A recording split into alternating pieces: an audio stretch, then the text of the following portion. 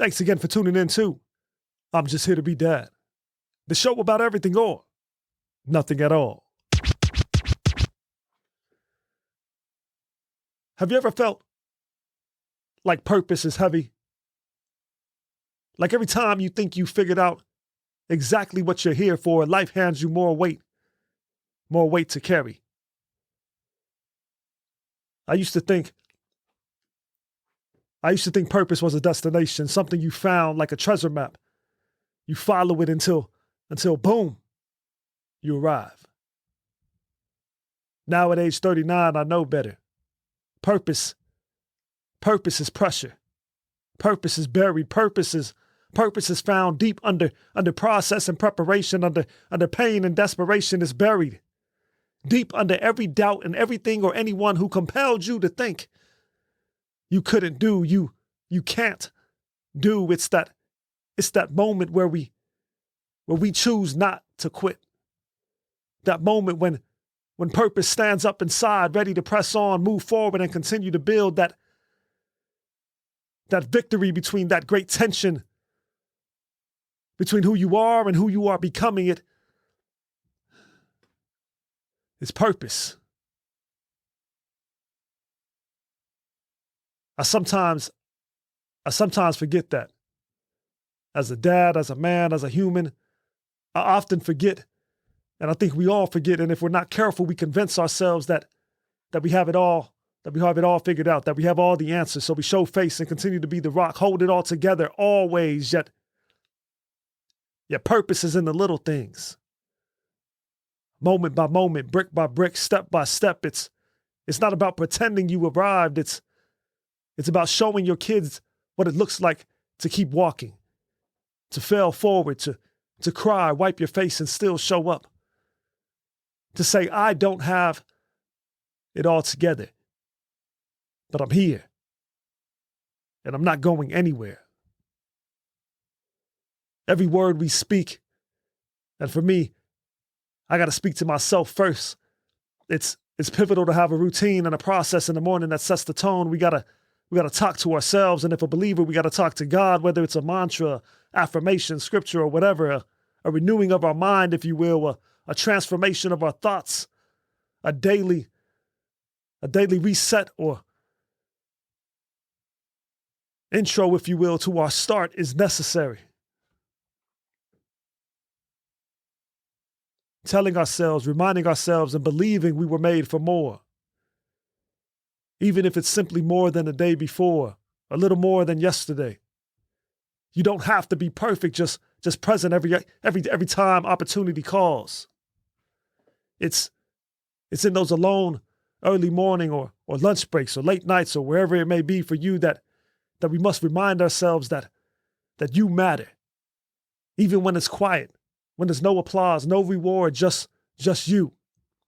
Doing what you do at the best of your ability and sometimes beyond what appears capable. Purpose doesn't mean you don't struggle. It's often found within the struggle. It's how we struggle. You struggle with meaning, giving definition to the nuanced language that is the process of life. It's definition like that of muscles being built in the gym. Every rep, every bit of blood pumping through our veins inches us closer to the small wins, the big victories, the consistent motivation within. You fall, but you fall forward. You love even when it hurts, and not in a my family is hard to love kind of way. I don't know if anybody knows or remembers the country song as like, I'm hard to love, no, I don't make it easy. That song is dope as hell. But it's not that kind of like hard to love, but rather the silent battle within where we suffer wounds nobody can see. We feel pain no one can heal, or it appears, or at least feels like no one can heal it. And at times we feel like it's too much. Yet still we stand and still we love. We lead even if we have to lead with a limp. And as a dad, wherever you are now and in life, whether it be in the car, on the couch, in the garage, fixing what they broke, your purpose is not hiding. A dad's purpose is not far off. It's right here in the ordinary, the everyday, in the repetition, in the questions your kids ask when they should be asleep, in the moment you choose to stay, when everything in you wanted to walk away. That's the real flex. That's the real win. That's the real purpose. On purpose.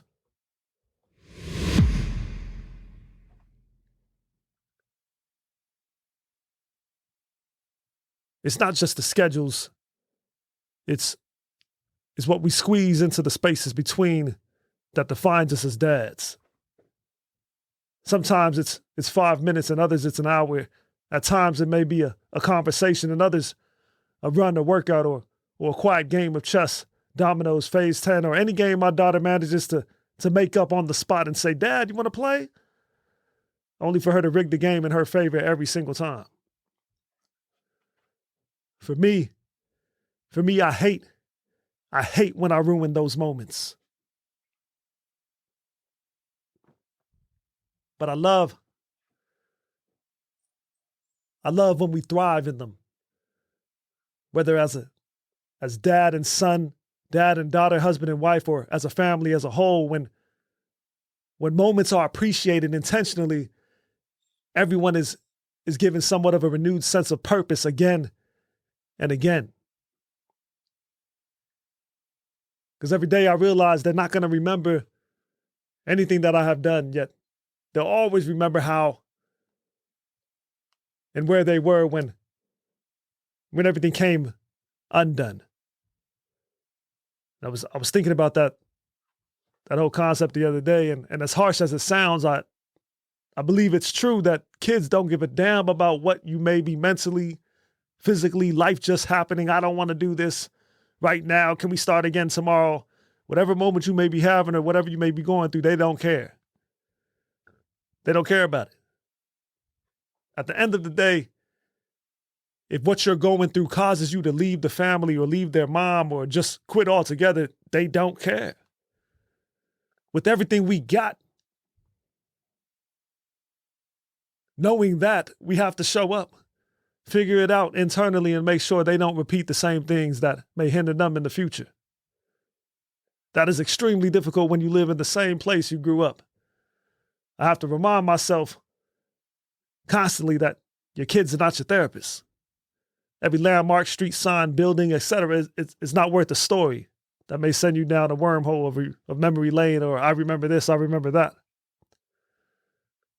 Like one of my favorite books as of late, in Get Honest or Die Lying, Charlemagne the God touches deeply on parenting and generational cycles of trauma. He talks about not creating trauma for your kids, and talks about it as he draws from his own journey of therapy, self-awareness, etc. But talks about not passing down and breaking harmful habits passed down through generations. He emphasizes that if you as dad don't deal with your trauma, you're likely to project that onto your children, whether through anger, silence, fear, emotional neglect, or unrealistic expectations. He speaks about how unhealed trauma leaks, often without us even realizing it. He calls for a redefining of masculinity and strength, encouraging dads especially to show their children that vulnerability is not weakness, communication is healing, and home should be the safest place. For me, as hard as it may be, day in and day out, I seek to be, and I think we all seek to be the dad, be the parent who does the work, who listens more, who apologizes, and who models growth.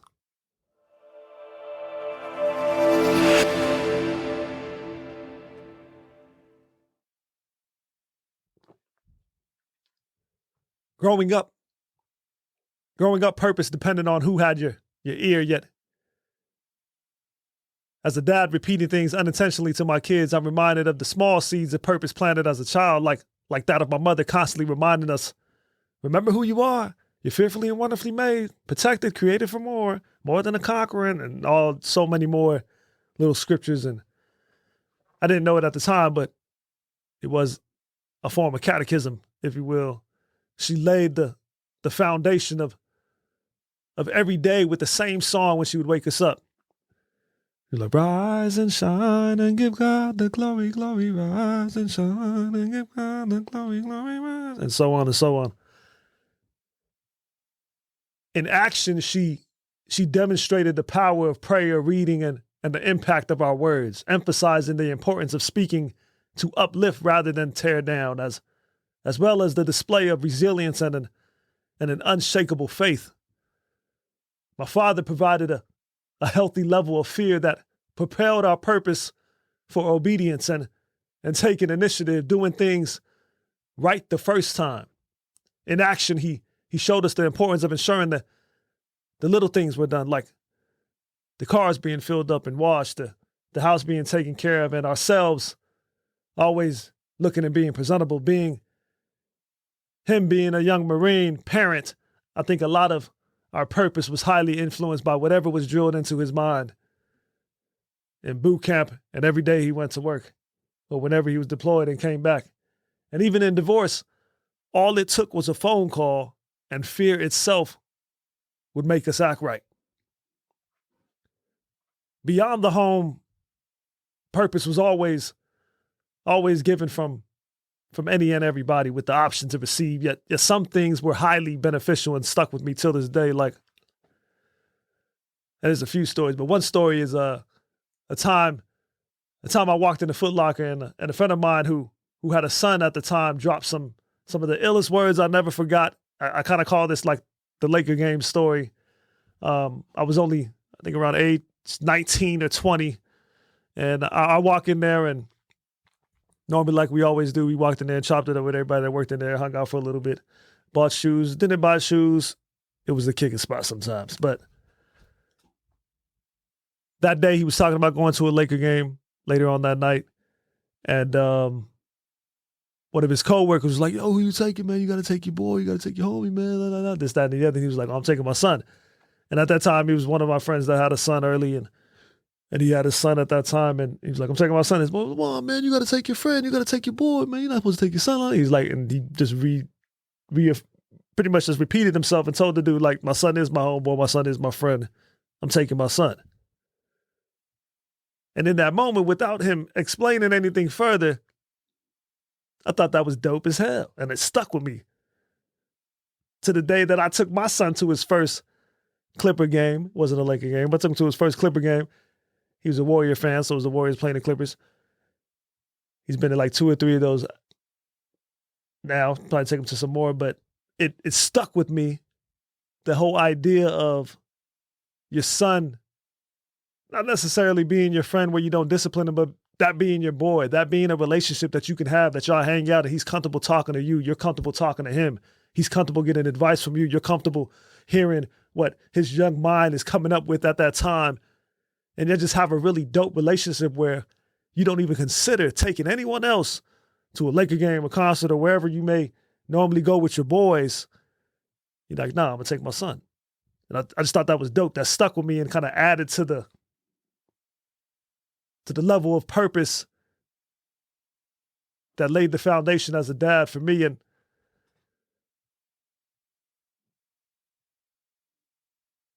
it's stories like that, and there's a lot of those that you don't know at the time how powerful they are and how much they will shape your worldview as a dad, as a parent, and even as a man.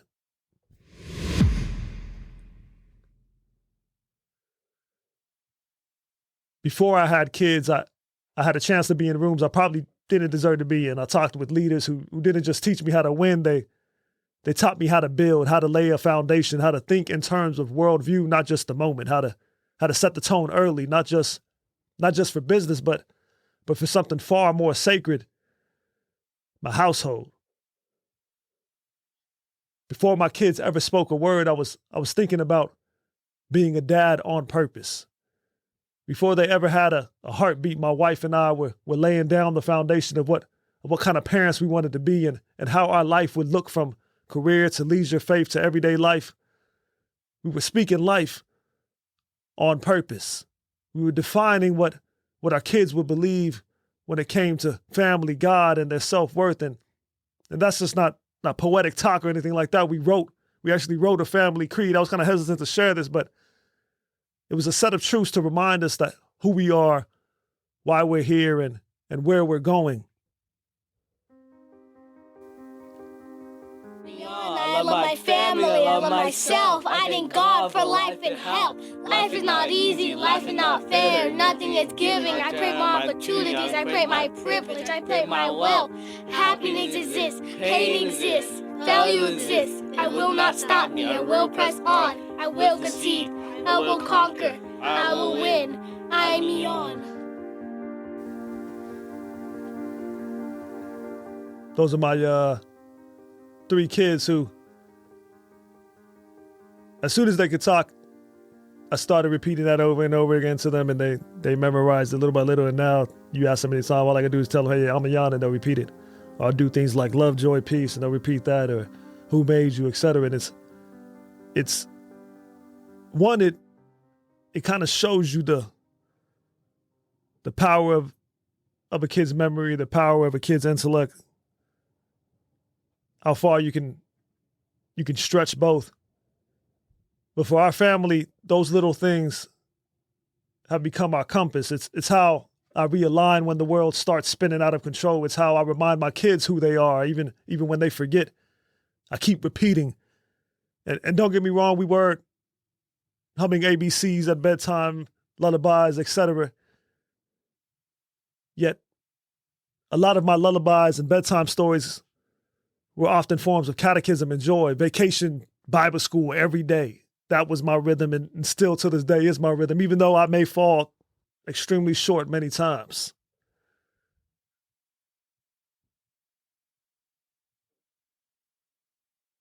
Life can demand that you be more than dad. The world can demand you prove you're worth something more, and suddenly purpose can get blurry. Suddenly you're not focused on legacy, you're just trying to survive the week. You tell yourself, let me just get through the day, and then those days turn to weeks turn to years, and that singular focus you once had, that clarity of vision, it drifts. And you don't even notice it until something knocks you down and you look up wondering, how did I get here?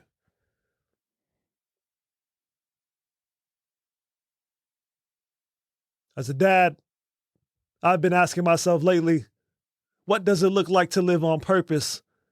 Be a dad, carry the weight of purpose on purpose, to fight every day, to stay centered, to find that rhythm again and again, morning, night, midday, reset, do it again and again. I don't know all the answers. I don't know if I ever figure it out, but the one thing I do know is, as many times as it takes, if life is going to continue to try to daily take me off purpose, then I have to fight daily to get back on it. Not just for my sake, not just for my wife, my kids, but for the legacy I claim I care about.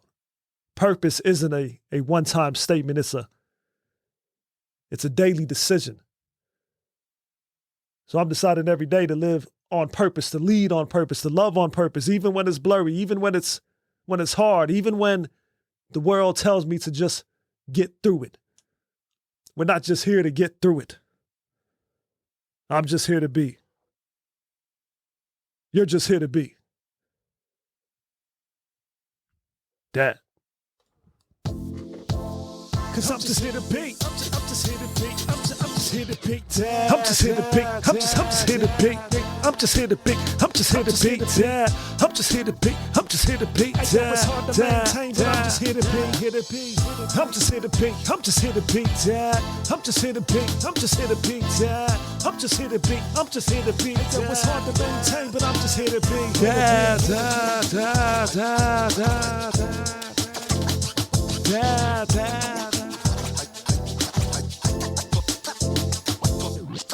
I'm just here to be. I'm just here to be. Dad. I'm just here to be. I'm just here to be. I'm just here to be. I'm just here to be. Dad. Thanks again for tuning in to I'm Just Here to Be Dad, the show about everything or nothing at all. I'm your host, Anthony Young. Far from an expert, but just a dad talking to dads and aspiring dads alike.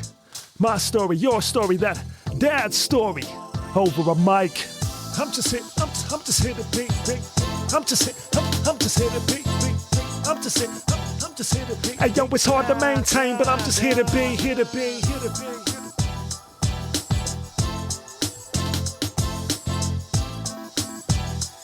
Hey yo, it's hard to maintain, but I'm just here to be. I'm just here to be dad. Click, comment, subscribe, share. Instagram, Facebook, Spotify, YouTube. And for all things dad, visit hitterbdad.com.